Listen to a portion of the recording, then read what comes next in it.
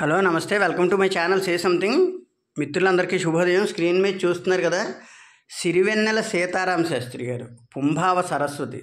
దాదాపుగా మనకి పాత తరం నుంచి చూసుకుంటే సముద్రాల సీనియర్ గారి దగ్గర నుంచి మొన్న వేటూరి గారి వరకు, మధ్యలో ఆత్రేయ గారు, శ్రీశ్రీ గారు, దేవులపల్లి కృష్ణశాస్త్రి గారు, ఆరుద్ర గారు, ఇలా గొప్ప గొప్ప వాళ్ళందరినీ కూడా తీసుకుంటూ వస్తే కనుక మనం ఓ విధంగాను వాళ్ళందరి సరసన ఏమాత్రం తణుకు బెణుకు లేకుండా చూసుకోగలిగిన ఏకైక రచయిత, మనకి ఈ తరానికి కూడా పరిచయమైన రచయిత. ఆ తరానికి ఈ తరానికి ఒక వారధి లాంటి వారు అని చెప్పుకోవచ్చు. అంటే అంత పుంభావ సరస్వతి ఆయన రాసే మాటలు దైవత్వాన్ని ఎంతలా ప్రతిబింబిస్తాయో సామాన్యుడిని అంతలా ప్రతిబింబిస్తాయి. సామాన్యుడి సమస్యలపై గర్జిస్తాయి, వ్యవస్థల సమస్యలపై రచనా వ్యాసంగాన్ని అద్భుతంగా ప్రస్ఫుటిస్తాయి అన్నమాట. నిజంగా చెప్పుకోవాలంటే ఏ విధంగా చూసినా ఆయన అందుకే అందులో పెట్టాం, విధాత తలపును ఉదయించిన పుంభావ సరస్వతి అని, పండిత పామరులను మెప్పించిన రచయిత అని చెప్పేసి. నిజంగానే గొప్ప గొప్ప పండితులకు గొప్పగా అనిపిస్తాయి. సీతారామశాస్త్రి గారు రాశారంటే అంత లోతుగా రాస్తారని. అట్ ద సేమ్ టైం సామాన్యంగా పాడుకునే వాళ్ళకి కూడా ఆయన పాటలు చాలా వరకు అద్భుతంగా ఉంటాయి. చాలా వరకు మనకి నిజం చెప్పుకోవాలంటే మన తరం అదృష్టం అని అనుకోవాలి. నిజంగా ఆ తరువాత ఎవరో కానీ అన్నారు, పవన్ కళ్యాణ్ గారు ఆ రోజు కాలం చేసిన రోజు, ఓ విధంగా ఆయన్ని కాలం చేసిన రోజు మళ్ళా అంటే చిరంజీవి గారు మరలా ఆయన అలాంటి మనిషి తిరిగి వస్తారు ఈ సందర్భంలో. అంటే రైటర్లు ఎప్పుడు గొప్పవాళ్ళు, ఇప్పటికీ రాసేవాళ్ళు అద్భుతంగా ఉన్నారు. కానీ ఆ లోతుల్లో రాసే రచయిత అన్నవారు మళ్ళా పుడతారా అని చెప్పేసి చిరంజీవి గారు అన్నది 100కి 100 నిజం. ఓ విధంగా చెప్పుకుంటే అంత గొప్ప ఎరా సీతారామశాస్త్రి గారితో ఓ విధంగా ఆగిందని అనుకోవచ్చు. మిగతా వాళ్ళు ఇప్పుడు రాసినప్పటికీ అది లిమిటెడ్ టైం ఉంటుంది. బట్ వీళ్ళు దశాబ్దాల పాటు సినిమా పైన, సమాజం పైన, అన్నిటిపైన కూడా ప్రభావం చూపినటువంటి రచయితలు. ఆ విధంగా చూసుకుంటే మరి అందరిలోనూ సీతారామశాస్త్రి గారు వాళ్ళందరితో పాటు ఎప్పుడూ ఉంటారన్నమాట. మహాకవుల ఆ వరుసలో ఆయన చూసుకుంటే ఎటువంటి డౌట్ లేదు. వారి జయంతి నేడు, అంటే వారి జయంతి 20వ తారీఖు నిన్న జరిగింది. ఈరోజు చేసుకుంటున్నాం వీడియో. నిన్న దాంతోపాటు జూనియర్ ఎన్టీఆర్ గారు పుట్టినరోజు జరిగింది.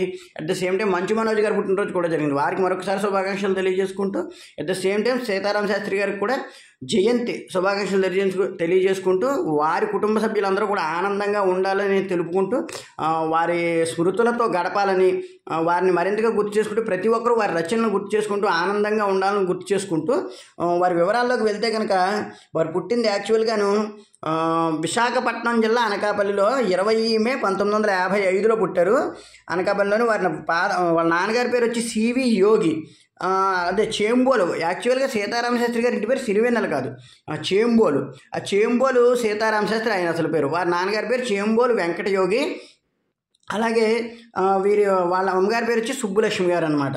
వారందరూ కూడా అనకాపల్లి వాసులే. ఓ విధంగా అనకాపల్లి వాసులు చాలా వరకు చుట్టాలు ఉన్నారు. అంటే ఇక్కడ నేను ఈ విధంగా చెప్తున్నాను కాదు, కానీ నాకు తెలిసి గారి తోడేళ్ళు గారి అబ్బాయి కూడా అక్కడ మాతో పాటు వర్క్ చేశారు కాకినాడలోని. ఆయన కూడా బాగా తెలుసు మాకు. ఆ తర్వాత అనకాపల్లిలో అయితే ఇంక డైరెక్ట్గా వీరి చుట్టరికం కూడా మా వాళ్ళందరికీ ఎక్కువగా ఉంది. అంటే మా ఫ్యామిలీకి సంబంధించి చాలామంది అనకాపల్లి 1-2 సార్లు మ్యారేజ్కి కూడా అటెండ్ అయిన సందర్భాలు. అందువల్ల మూలాలన్నీ కూడా అనకాపల్లిలో ఉన్నాయన్నమాట. ఆ తర్వాత ఎక్కువ శాతం ఆయన ఎడ్యుకేషన్ కూడా కాకినాడలో పూర్తి చేశారు.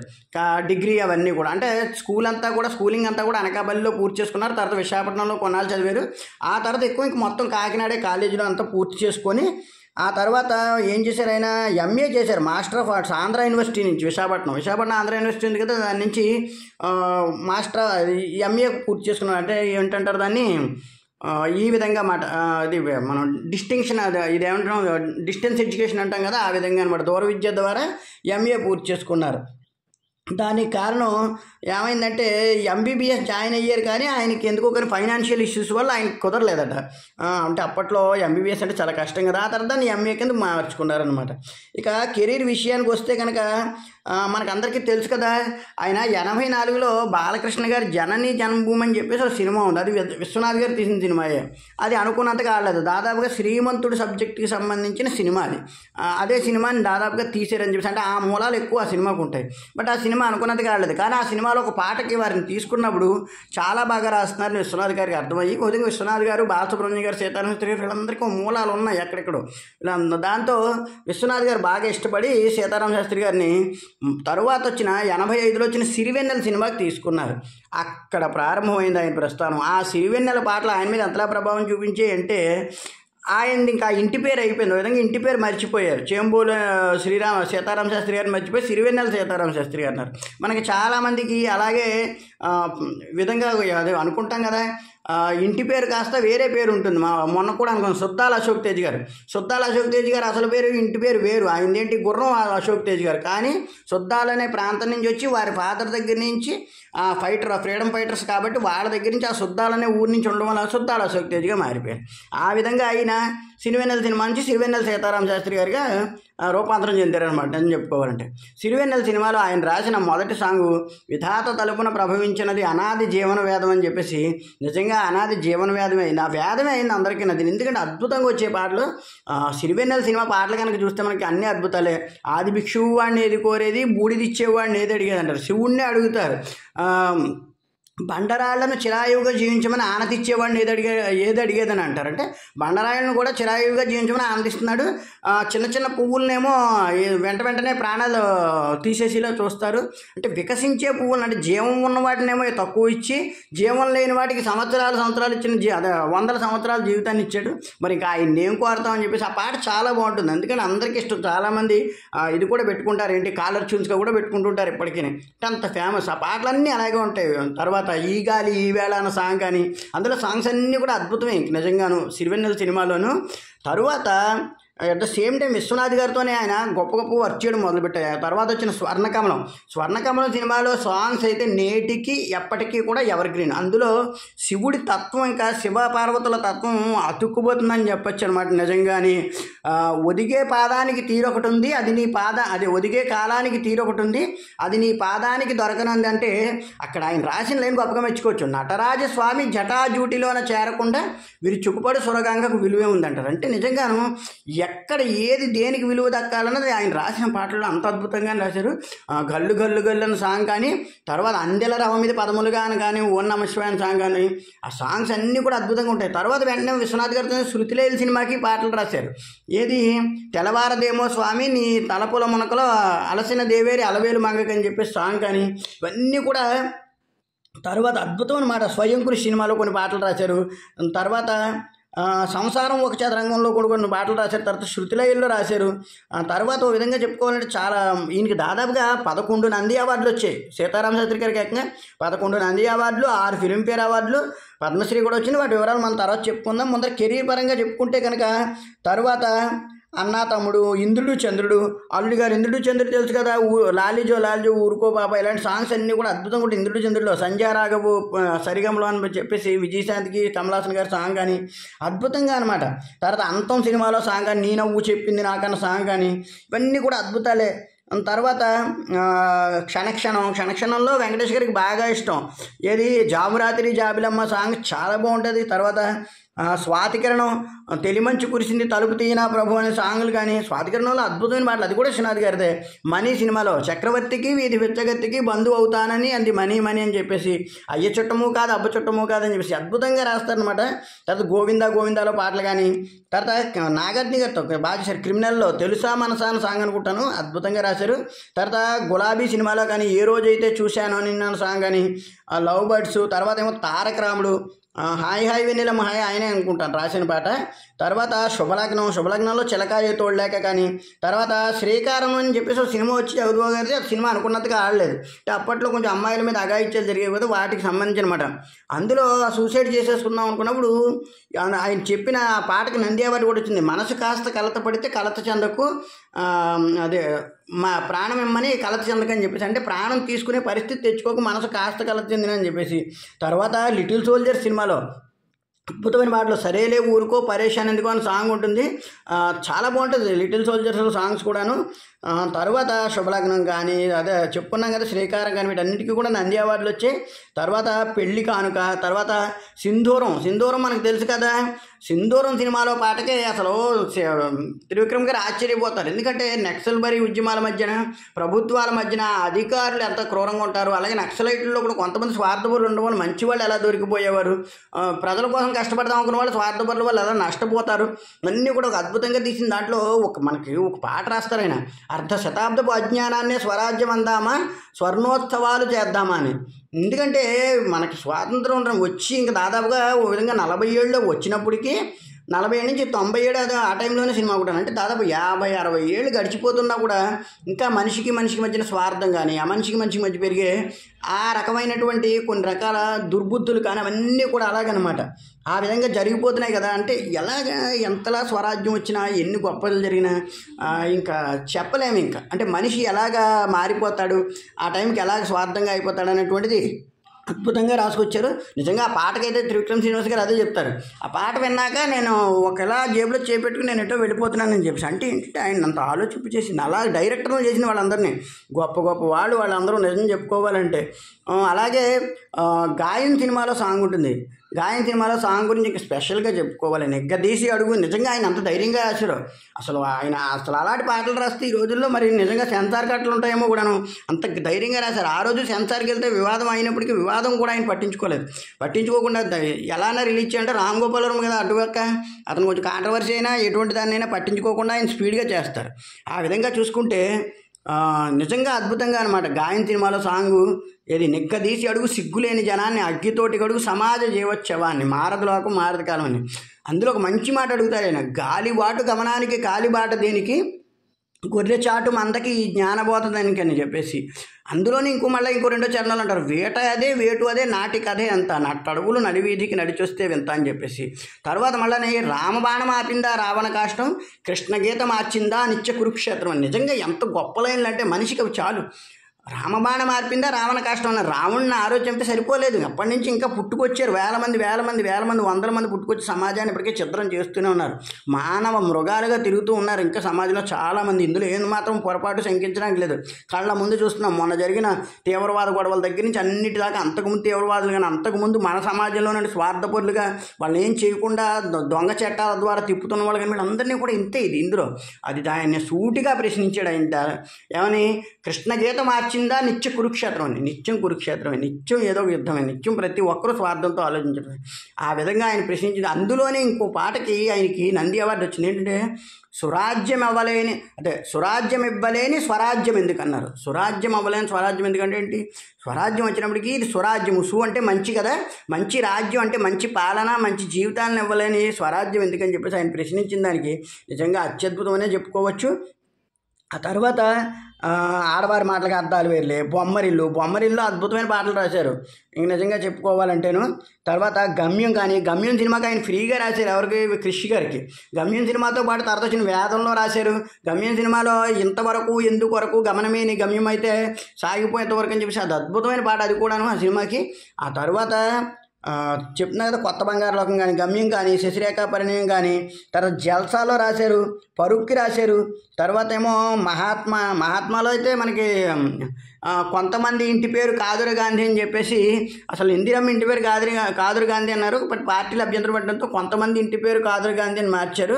అద్భుతమైన పాటలు అవన్నీ చెప్పుకున్నాం కదా. అలాగే శాతకర్ణి సినిమాకి పాటలు రాశారు. బాలకృష్ణ గారి సినిమాకి గౌతమిపుత్ర శాతకర్ణికి ఎక్స్ట్రాడినరీ సాంగ్స్ అవన్నీ. అందులో ఆయన నిజంగా కొన్ని పదాలు వాడతారు.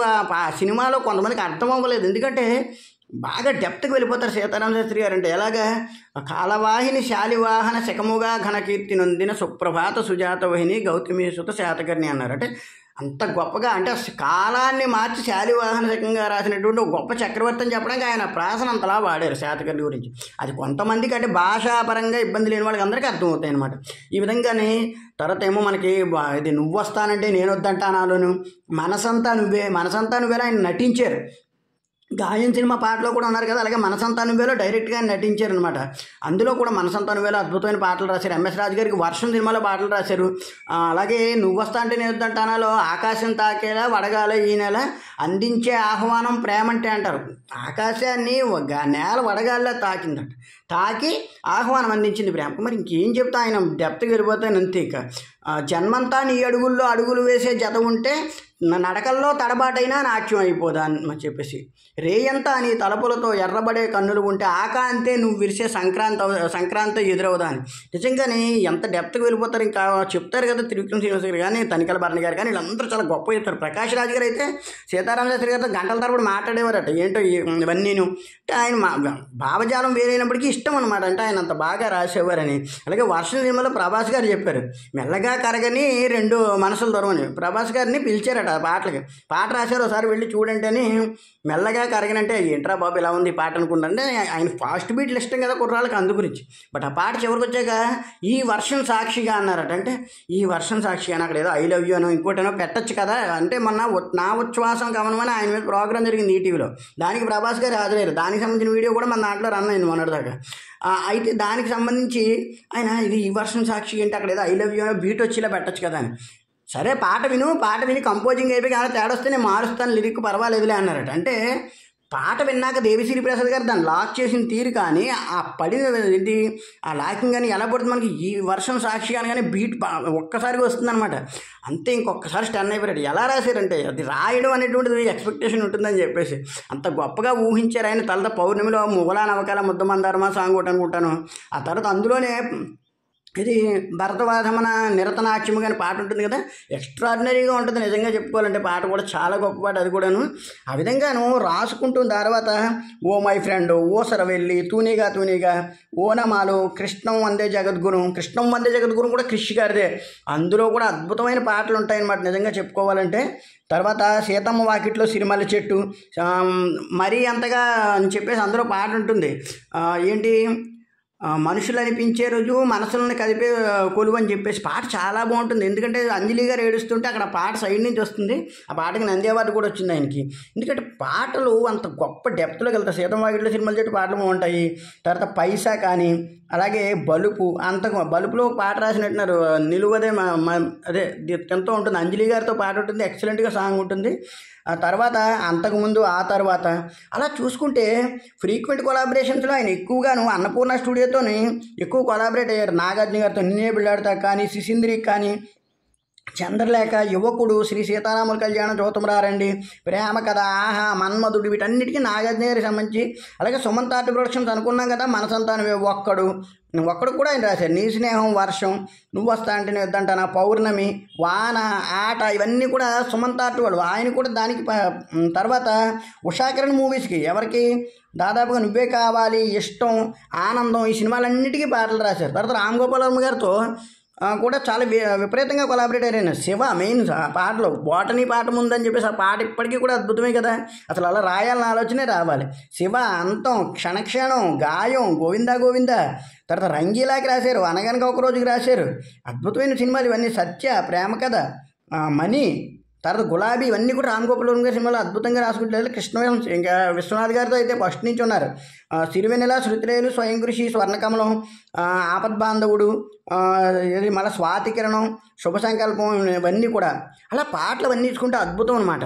ఇక వారికి పర్సనల్గా చూసుకుంటే మనం చెప్పుకున్నాం కదా, అక్కడ తెలుసున్నావండి ఆవిడ మ్యారేజ్ చేసుకున్నారు దాదాపుగాను. వారికి 2 పిల్లలు అనమాట. ఒక విధంగా చెప్పుకుంటే కనుక కెరీర్ పరంగా కూడా సంబంధించి ఫ్యామిలీ పర్సనల్ లైఫ్ కనుక చూసుకుంటే అనుకున్నాం కదా, వాళ్ళ అబ్బాయి కేక సినిమా నుంచి 2008 నుంచి యాక్టర్గా మారారు. సీతారామ శాస్త్రి గారు మ్యారేజ్ చేసుకున్నది అక్కడ వాళ్ళ చుట్టాల అమ్మాయినే మ్యారేజ్ చేసుకున్నారన్నమాట. ఆ విధంగా చూసుకుంటే ఇంకా సినిమాలు కనుక చెప్పుకుంటే ఇంకా అలాగా కృష్ణవంశీ గారితో కూడా చాలా సినిమాలకు కొలాబరేట్ అయ్యారు. తర్వాత నిన్నే పెళ్ళాడతా, గులాబీ, సింధూరం, చంద్రలేఖ, మురారి, ఖడ్గం, చక్రం, మహాత్మా, ఇవన్నీ కూడా ఆయన దాంట్లో. త్రివిక్రమ్ శ్రీనివాస్ గారితో అయితే చెప్పక్కర్లేదు. నువ్వేలో పాటలే అద్భుతం. ఇంకా అతడు ఇంక చెప్పక్కర్లేదు. జల్సా, కలేజా, సన్ ఆఫ్ సత్యమూర్తి, అజ్ఞాతవాసి, అలా వైకుంఠపురంలో, ఇవన్నీ కూడా రాస్తూనే వచ్చారు. ఇంకా అవార్డ్స్ అండ్ హానర్స్ చూసుకుంటే కనుక వారి గురించి చెప్పుకుంటూ వెళ్తే మనకు అలాగా చెప్పుకుంటూనే ఉండాలి. నంది అవార్డులు బెస్ట్ లిరిసిస్ట్ కింద చూసుకుంటే విధాత తలపున పాటకు వచ్చింది. తర్వాత తెల్లవారదేమో స్వామి శృతిలైలో దానికి వచ్చింది. అందెల రవ మీద పదములుగా అని పాట స్వర్ణకమలానికి. తర్వాత గాయం సినిమాలో స్వరాజ్యం అవ్వలేని స్వరాజ్యం ఎందుకు చెప్పుకున్నాం కదా ఇందాక. వీటన్నిటికీ సింధూరం సినిమాలో అర్ధ శతాబ్దపు, అలాగే ప్రేమ కథ సినిమాలో దేవుడు కరుణిస్తాడని. తర్వాత చక్రంలో జగమంత కుటుంబం నాది, అది కూడా అద్భుతమైన ఒక మనిషి జీవితాన్ని ఈజీగా చెప్పేశారని. జగమంత కుటుంబం నాది, ఏకాకి జీవితం నాది, సంసార సాగరం నాదే, సన్యాసం శూన్యం నాదే అని చెప్పి అద్భుతాన్ని సృష్టించారని చెప్పొచ్చు. గమ్యం సినిమాలో కానీ ఎంతవరకు ఎందుకు వరకు వీటన్నిటికీ కూడా. తర్వాత ఏమో సీతమ్మ వాకిట్లో సినిమాల చెట్టు టైటిల్ సాంగ్కి మరీ అంతగా అనుకున్నాం కదా ఆ పాటకే వచ్చిందనమాట. ఈ విధంగా చూసుకుంటే ఫిల్మ్ఫేర్ అవార్డులో గల్ గల్ అనే సాంగ్ వచ్చింది. అదే నువ్వు వస్తా అంటే నేను వద్దా స్థానాలు చెప్పుకున్నాం కదా, ఆకాశం తాకేలా, అది సౌత్ ఫిల్మ్ఫేర్ అవార్డ్స్కి. ఎంతవరకు ఎందుకు వరకు అవన్నీ కూడా మళ్ళీ ఫిల్మ్ఫేర్ అవార్డ్స్ అవన్నీ చూసుకుంటే. అలాగే 2019లో వారికి భారత ప్రభుత్వం పద్మశ్రీని ప్రకటించింది. 2021లో ఆయన కాలం చేశారు. ఇప్పుడు 30 నవంబర్ 2021లో వారు కాలం చేశాక కూడా సీతారామంలో కానున్న కళ్యాణం కానున్నదని సాంగ్ వచ్చింది మనకి. ఆ సాంగ్ వారే రాశారు, వారికి ఆ తర్వాత వచ్చింది. ఆ విధంగా చూసుకుంటే వారి లైఫ్ అంతా కూడా అద్భుతం అని చెప్పుకోవచ్చు. నిజం చెప్పుకోవాలంటేను ఎర్లీ లైఫ్లో కానీ కెరీర్లో కానీ ఎక్కడ తడబడలేదు. ఎందుకంటే మంచి వాళ్ళ ప్రోత్సాహం లభించింది. ఎక్కువ బాలసుబ్రహ్మణ్యం గారితో, సుశీల గారితో ఎక్కువగా ఆయన చనువుగా ఉండేవారట. ఎక్కువ బాలసుబ్రహ్మణ్యం గారికి కూడా ఆయన చాలా ఇష్టం విపరీతంగాను. పర్సనల్ లైఫ్లో కూడా మనం చెప్పుకున్నాం కదా, దాదాపుగాను సీతారామ శాస్త్రి గారు అక్కడే అనకాపల్లికి సంబంధించి వాళ్ళ చుట్టాల అమ్మాయిని ఆవిడ వివాహం చేసుకున్నారు. వాళ్ళందరూ కూడా బాగా తెలిసిన వాళ్ళే వాళ్ళకి. ఆ విధంగా వాళ్ళకి 2 అబ్బాయిలు, ఒక అబ్బాయికి మ్యారేజ్ చేశారు ఆ మధ్యన, ఇంకో అబ్బాయి అన్నట్టున్నారు, మరి ఆ అబ్బాయికి మ్యారేజ్ అయిందనుకుంటాను. సో ఈ విధంగా చూసుకుంటే నిజంగాను ఒక పుంభావ సరస్వతిని మనం దాదాపుగా 30 సంవత్సరాలు ఆనందంగా చూసుకోవచ్చు. ఎన్ని పాటలు రాశారో, ఎంత లోతులకు వెళ్ళారో. ఈ సినిమాలన్నింటిలో పాటలు గుర్తుంచుకుంటే ఆ శృతిలేయులు అవే చాలు. దాదాపుగా మనకి ఆ స్వాతికరణం, శృతిలేయులు, ఆ విశ్వనాథ్ గారి సినిమాల్లో రాసిన పాటలే సగం సరిపోతాయి అనుకుంటే, వర్షం సినిమాలో పాటలు, త్రివిక్రమ్ శ్రీనివాస్ గారి సినిమాలతో పాటలు. త్రివిక్రమ్ శ్రీనివాస్ గారు కూడా చాలా బాగా చెప్తారు. సో వారికి మరొకసారి జయంతి శుభాకాంక్షలు తెలియజేసుకుంటూ ప్లీజ్ సబ్స్క్రైబ్.